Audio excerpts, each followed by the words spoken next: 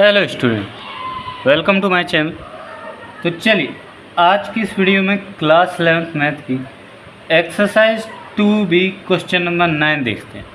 क्या कह रहा है हमसे कह रहा है कि a बराबर 2, 3, 4, 5, 6 तो निम्नलिखित संबंधों के अवयवों को बताओ।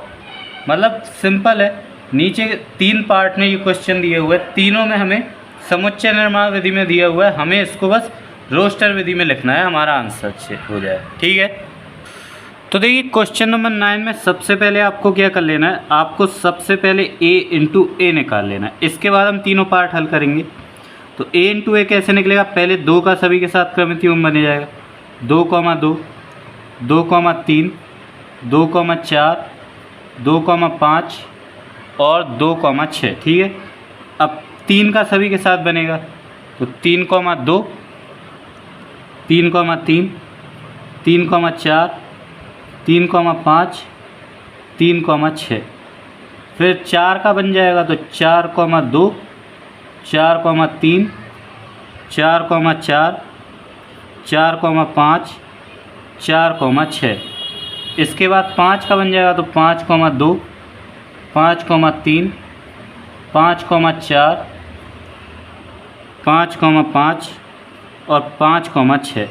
उसके बाद 6 का बन जाएगा, तो 6, 2, 6, 3, 6, 4, 6, 5 और 6, 6। अब जो 3 पार्ट हमें दिए हुए हैं वो देखते हैं।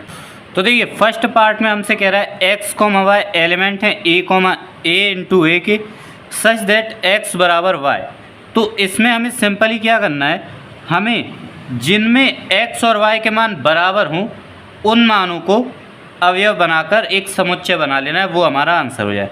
जैसे कि 2, 2, 3, 3, 4, 4, 5, 5 और 6, 6। ठीक है, ये आपका फर्स्ट पार्ट का आंसर हो जाएगा। अब सेकंड देखिए, तो देखिए सेकंड पार्ट में हमसे कह रहा है x, y एलिमेंट है a इंटू ए के सच दैट x बड़ा है हमारा y से, और उसके बाद x upon y does not equal to natural number. मतलब कि x में y का पूरी तरह से भाग ना जाए और x हमारा y से बड़ा होना चाहिए। ठीक है, ऐसे क्रमित युग्म हमें इनमें से छांट कर लिखने हैं। तो सबसे पहले तो ये देख लो कि किन में x y से बड़ा है, इसमें तो है नहीं, इसमें तो है नहीं, मतलब 2 के किसी में भी x y से बड़ा नहीं निकलेगा। 3 में 3, 2 हमारा x y से बड़ा है, और ना ही 2 से 3 में पूरी तरह भाग जाएगा, तो इसको हम लिख लेते हैं। ठीक है, अगला 3, 3 हमारा आएगा नहीं, ना 4, ना 5, ना 6। ठीक है, 4, 2 में हम इसको नहीं लिख सकते क्योंकि 4 में 2 से पूरी तरह भाग चला जाएगा। हमसे कह रहा है x upon y does not equal to natural number. 4, 3 हम लिख लेंगे, क्यों, 4 3 से बड़ा है और पूरी तरह भाग भी नहीं जाएगा।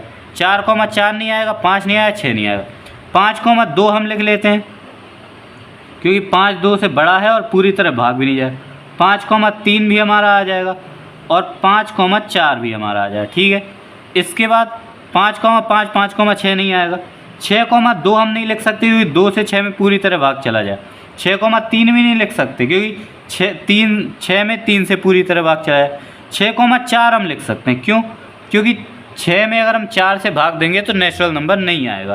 ठीक है, इसके बाद 6, 5 भी हमारा हो जाएगा क्योंकि 6 में 5 से भी पूरी तरह भाग नहीं जाएगा। 6, 6 हमारा आएगा नहीं। ये हमारा सेकंड पार्ट का आंसर हो जाएगा। ठीक है, इसमें बस आपको ये देखना है कि x y से बड़ा होना चाहिए और x में y से पूरी तरह भाग नहीं जाना चाहिए। ठीक है, अब थर्ड पार्ट देखिए। अब देखिए तीसरे में हमसे कह रहा है x, y एलिमेंट है a इंटू ए के सच दैट x y का गुणनखंड और x does not equal to y। तो अब हमें इनमें से वो एलिमेंट देखने जिनमें x और y बराबर तो होना, यानी कि हमारे 2, 2, 3, 3, 4, 4, 5, 5, 6, 6 ये तो हमारे हट गए। ठीक है, इतने एलिमेंट्स तो हमारे आंसर में है ही नहीं। अब जो बचे हैं इनमें से वो एलिमेंट्स हमारे आंसर होंगे जिनमें या तो x का y में पूरी तरह भाग चला जाए या y का x में पूरी तरह भाग चला जाए। ठीक है, तो देखिए 2, 3 नहीं आएगा, 2, 4 हम ले लेंगे। 2,5 नहीं आएगा, 2,6 हम रख लेंगे। 3,2 नहीं लेंगे, 3,4 नहीं लेंगे, 5 नहीं लेंगे, 3,6 ले लेंगे।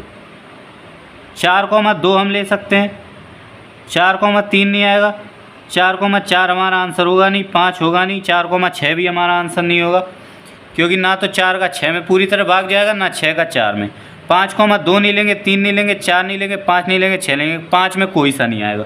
6,2 हम ले सकते हैं, 6,3 ले सकते हैं, 5 और 6 हमें ले नहीं सकते। ये आपका थर्ड पार्ट का आंसर हो जाएगा। ठीक है, आई होप आपको ये क्वेश्चन समझ में आ गया हो। बहुत आसान है, बस आपको समझते चलना है कि क्वेश्चन में आपसे कह क्या रहा है। और ये मैंने शुरू में आपके सारे कर्मित युग्म बना दिए थे ताकि आपको क्लियरली समझ में आ जाए। ठीक है, अब नेक्स्ट क्वेश्चन देखते हैं। क्वेश्चन नंबर 10 में हमसे कह रहा है, मान लीजिए a बराबर 1 2 3 4 5 6, और फिर कह रहा है मान लीजिए कि आर ए पर ब्रैकेट में a, b such that a और b एलिमेंट है a के, संख्या a संख्या b को यथावत विभाजित करती है द्वारा परिभाषित एक संबंध है। ठीक है, अब हमें 3 पार्ट में ये क्वेश्चन करना है। पहले में हमसे कह रहा है r को रोस्टर रूप में लिखिए, दूसरे में हमसे कह रहा है r का प्रांत लिखिए, तीसरे में हमसे कह रहा है r का परिसर लिखिए। ठीक है, तो देख लीजिए क्वेश्चन नंबर 10 में a बराबर में दिया 1 2 3 4 5 6, r बराबर हमें ज्ञात करना है। a, b हमसे समुच्चय निर्माण में लिखा हुआ क्या कह रहा है कि r बराबर a, b यानी और a और b दोनों एलिमेंट्स हैं a के, तो हमें a के ही एलिमेंट्स से a, b यानी क्रमित युग्म बनाना है। ऐसे क्रमित युग्म बनाना है कि संख्या a संख्या b को यथावत विभाजित करती है। तो हम करेंगे क्या, देखो हम इसका डायरेक्टली आंसर लिखेंगे एक लाइन में। कैसे, पहले 1 का सभी के साथ बनाएंगे, फिर 2 का सभी के साथ, 3 का सभी के साथ, 4 का सभी के साथ, 5 का सभी के साथ और 6 का सभी के साथ क्रमित युग्म बनेगा। और उसमें हम ये चेक करेंगे कि जो आगे आने वाली संख्या है वो पीछे आने वाली संख्या को पूरी तरह से विभाजित कर दे। ठीक है, तो देखिए 1 का पहले 1 के साथ, तो 1,1 में 1 को विभाजित कर लेगा। ठीक है, 1 तो हमारा सभी को विभाजित कर देगा, तो 1 का सभी के साथ क्रमित युग्म बनेगा। ठीक है, 1,2 1,3 1,4 1,5 और 1,6। ठीक है, अब 2 देखिए, 2 1 को विभाजित पूरी तरह तो कर नहीं पाएगा, तो 2 का 1 के साथ नहीं बनेगा, 2 का 2 के साथ बन जाएगा। ठीक है, 2 का 3 के साथ नहीं बनेगा, 2 4 को पूरी तरह से विभाजित कर लेगा। ठीक है, 2,5 बनेगा नहीं, 2 6 को पूरी तरह विभाजित करेगा, ये बन जाए। ठीक है, अब 3 का देखो, 3 का 1 के साथ नहीं बनेगा, 2 के साथ नहीं बनेगा, 3 का 3 के साथ बना लेंगे, 3 का 4 के साथ नहीं बनेगा, 5 के साथ नहीं, तो 3 का 6 के साथ बन जाए। ठीक है, इसके बाद 4 का देखो, तो 4 का ना 1 के साथ बनेगा, ना 2 के साथ, ना 3 के साथ, क्योंकि हमसे कह रहा है a संख्या b को यथावत विभाजित करे, पॉइंट में नहीं आंसर आना चाहिए। तो ना तो 4 1 को विभाजित करेगा, ना 2 को, ना 3 को, ना 5 को, ना 6 को, तो 4,4 जरूर हम लिख सकते हैं। अब 5 का, तो 5 किसी को विभाजित नहीं करेगा, तो 5,5 हम लिख लेंगे। 6 को देखो, तो 6 भी इनमें से किसी को विभाजित नहीं करेगा, तो 6,6 लिख लेंगे। ठीक है, ये हमारा आंसर हो जाएगा। इस तरह आपको क्वेश्चन नंबर 10 सॉल्व करना है। आई होप आपको समझ में आया होगा। सिंपल है, r बराबर a, b such that a और b एलिमेंट्स है a के, संख्या a संख्या b को यथावत विभाजित करती है। यानी हमें दूसरी भाषा में अगर देखें तो a इंटू a निकालना है और ऐसे क्रमित युग्म देखने हैं जिसमें a यानी आगे वाला पीछे वाले को पूरी तरह से विभाजित कर दे। ठीक है, चूँकि a इंटू ए निकालने को नहीं बोला, लेकिन इन्होंने यहाँ पर कहा है कि a और b दोनों एलिमेंट्स हैं a के, तो मतलब वही निकलता है आगे चलकर। ठीक है, अब देखिए ये हमारा पहला पार्ट हल हुआ। अभी इन्होंने कहा था r को रोस्टर रूप में लिखिए, तो ये हमारा r रोस्टर रूप में हो गया। अब दूसरे में हमसे क्या कहा था कि r के प्रांत, r का प्रांत लिखिए, तो प्रांत क्या हो जाएगा, तो प्रांत हो जाएगा जितने भी आगे लिखे हुए हैं, यानी a के जितने भी मान होंगे उन सब का समुच्चय, यानी कि 1। अब देखो रिपीट नहीं करना है, जैसे 1 इतनी बार है, एक बार लिख दो, 1 2 3 4 5 6। ये हो गए हमारे प्रांत, ठीक है। अगले थर्ड पार्ट में हमसे क्या कहा है, थर्ड पार्ट में हमसे कहा है आर का परिसर लिखिए।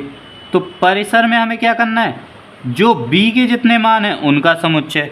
तो 1 2 3 4 5 6 वही बार बार रिपीट हो रहे हैं। तो 1 2 3 4 5 6 ये हमारा परिसर हो गया, ठीक है। इस तरह आपका क्वेश्चन नंबर 10 सॉल्व होगा। अब देखिए क्वेश्चन नंबर 11 हमसे कह रहा है संबंध r बराबर x, x³ such that x संख्या 10 से कम एक अभाज्य संख्या है को रोस्टर रूप में लिखिए, ठीक है। देख लीजिए यहीं पर मैं आपको दिखाता हूँ क्या है हमारा क्वेश्चन नंबर 11, ठीक है। हमसे क्या कह रहा है, देखिए हमसे कह रहा है, तो हमसे कह रहा है r बराबर x, x³ such that x संख्या 10 से कम एक अभाज्य संख्या है। तो पहले तो x का मान देखो, x का मान हमारे पास कितना है, जिस हिसाब से इन्होंने कहा 10 से कम एक अभाज्य संख्या। तो 10 से कम में अभाज्य संख्या क्या होंगी, 2 3 5 7 और 9, ये होती है हमारी 10 से कम अभाज्य संख्या, ठीक है। अब क्रमित युग्म कैसे बनेगा, देखो r बराबर हमें दिया हुआ है x, x³। तो पहले 2 को लेते हैं, फिर 2 का क्यूब कर दो, तो 2 दूना 4 दूना 8, ठीक है। अब 3 को ले लो, 3 का क्यूब कर दो तो हो जाएगा 27। 5 ले लो, 5 का क्यूब कर दो हो जाएगा 125, ठीक है। 7 ले लो, 7 का क्यूब होता है 343, ठीक है। इसके बाद 9 ले लो, 9 का क्यूब आपका होता है 7 2 9, ठीक है। ये आपका आर हो जाएगा, ये आपका आंसर हो जाएगा। बस इतना ही इसमें हमसे कहा था कि आर को रोस्टर रूप में लिखिए, ये हमारा रोस्टर रूप में हो गया। क्वेश्चन नंबर 12 देखिए हमसे कह रहा है मान लीजिए a बराबर x y z और b बराबर 1 2 a से b के संबंधों की संख्या लिखिए, ठीक है। बताता हूँ मैं ये क्वेश्चन आपको कैसे करना है। क्वेश्चन नंबर 12 सबसे पहले तो देखिए a बराबर क्या दिया हुआ है, x y z, ठीक है। और b बराबर क्या दिया हुआ है, 1 2। हमसे कह रहा है a से b के संबंधों की संख्या ज्ञात करनी है। संबंध ज्ञात करने को नहीं बोला, संबंधों की संख्या ज्ञात करनी है। तो पहले तो r बराबर हम कैसे निकालेंगे, r बराबर हम a इंटू बी निकाल लेंगे, यानी पहले x का इन दोनों के साथ x, 1 x, 2 y, 1 y, 2 और z, 1 और z, 2, ठीक है। तो ये तो हो गया हमारा r। अब हमसे कह रहा है कुल संबंधों की संख्या, तो चाहिए तो आप हेडिंग में डाल लीजिए a से b के संबंधों की संख्या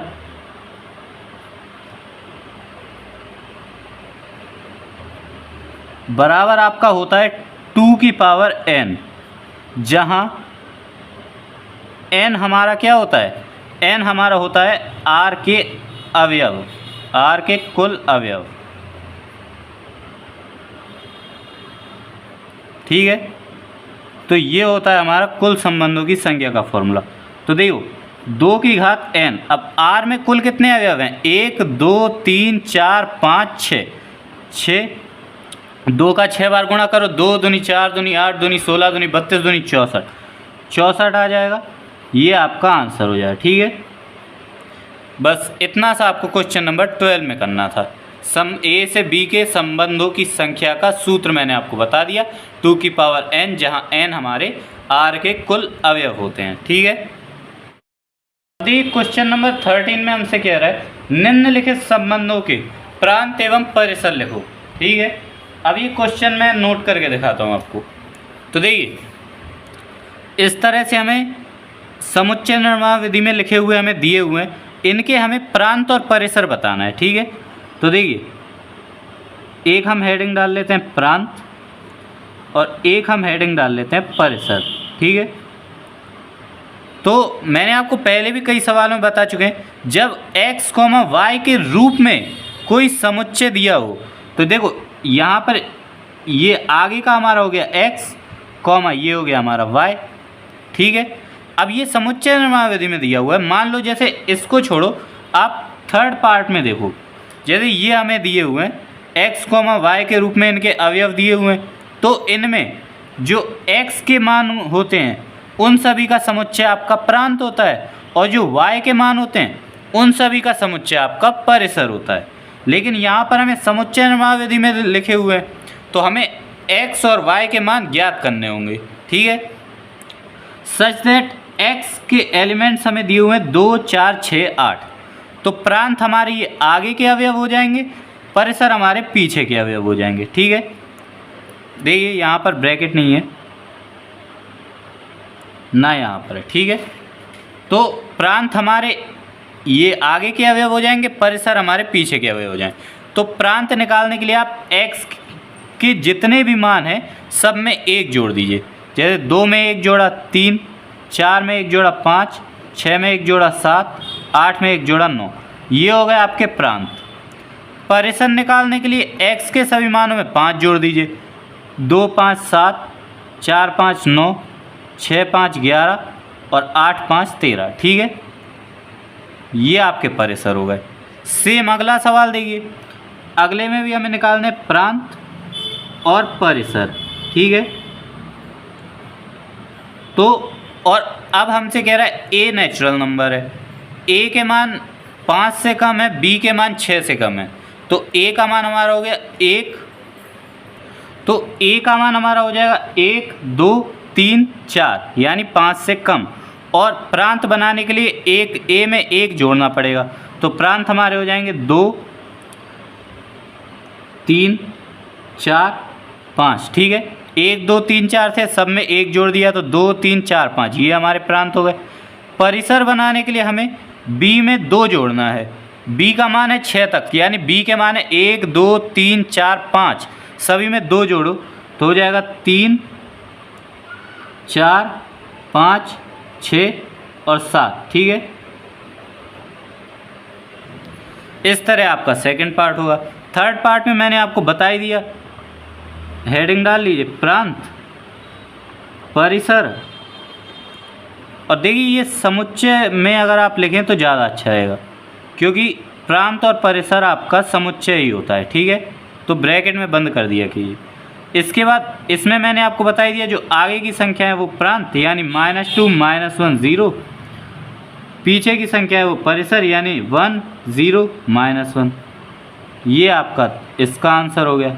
इसी तरह सेम अगले में आपको लिखना है प्रांत में जो आगे की संख्या है यानी 1, 2, 3, 4, और परिसर में जो आपके पीछे की संख्या है यानी 1, 1 को अपॉन 2, 1/3, 1/4, ये आपका फोर्थ पार्ट हो जाएगा, ठीक है। इस तरह से आपको क्वेश्चन नंबर 13 सॉल्व करना है। आई होप आपको समझ में आ गया होगा। नहीं आया हो आप दोबारा से रिप्ले करके इसको दोबारा से समझिए, बहुत कोई ज़्यादा दिमाग लगाने वाली चीज़ नहीं है, बस इतना याद रखना है जो आगे है वो प्रांत, जो पीछे है वो परिसर, बाकी कंडीशंस को फॉलो करते गए हमारे आंसर आ जाएंगे, ठीक है।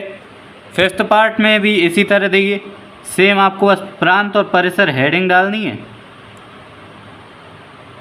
जो आगे लिखे हुए हैं तो 1, 2, 3, 4 प्रांत हो गए आपके, जो पीछे लिखे हुए हैं 1, 4, 4, 16। देखिए समुच्चय में बार बार रिपीट नहीं किया जाता, तो आप एक ही 4 लिखिएगा। अब लिख दिया तो मैं कट नहीं कर रहा हूँ, अगर आप ऐसे भी लिख देंगे गलत नहीं होगा, बट समुच्चय में रिपीट नहीं किए जाते अभी, तो एक ही 4 लिखें वो सही रहेगा। अब देखिए क्वेश्चन नंबर 14 में भी हमसे कह रहा है नीचे दिए गए संबंधों के प्रांत एवं परिसर लिखो, तो इसको देख लीजिए। सेम वही क्वेश्चन दोबारा से हमसे कह रहा है, पहले में समुच्चय निर्माण विधि में लिखा हुआ है x, y such that x 5 का गुणक है, y 7 का गुणक है, और चूंकि x, y है तो जो x के मान 5 का गुणक ये हमारे प्रांत हो जाएंगे, y 7 का गुणक ये हमारे परिसर हो जाएंगे। तो प्रांत हमारे क्या हो गए 5, 10, 15, 20, अब और आगे डॉट डॉट कर दीजिए। y 7 का गुणक है यानी 7, 14, 21, 28 डॉट डॉट डॉट ये आपके पहले के दोनों के आंसर हो गए, ठीक है। अब देखिए अगले में हमसे कह रहा है x, y such that x और y नेचुरल नंबर्स हैं और x + y = 5। इसको हम पहले रोस्टर विधि में लिख लेते हैं। तो x + y = 5 आ जाए जहाँ x और y नेचुरल नंबर्स हैं, तो क्या होंगे हमारे पास? एक तो हो जाएगा 1,4, 2,3, 3,2 और 4,1, ठीक है। बस अब आगे की जो संख्या है वो प्रांत यानी 1, 2, 3, 4, पीछे की संख्या है वो परिसर यानी 4, 3, 2, 1। बस ये आपका इसका आंसर हो गया। अगला देखिए, अगले में x, y such that x = 3y, x y 7 से कम धन पूर्ण संख्या। इसको देखिए डायरेक्ट कैसे करेंगे। y हमारा परिसर है तो पहले y के मान देखो, y हमारी 7 से कम धन पूर्ण संख्या है तो y परिसर के मान क्या हो गए?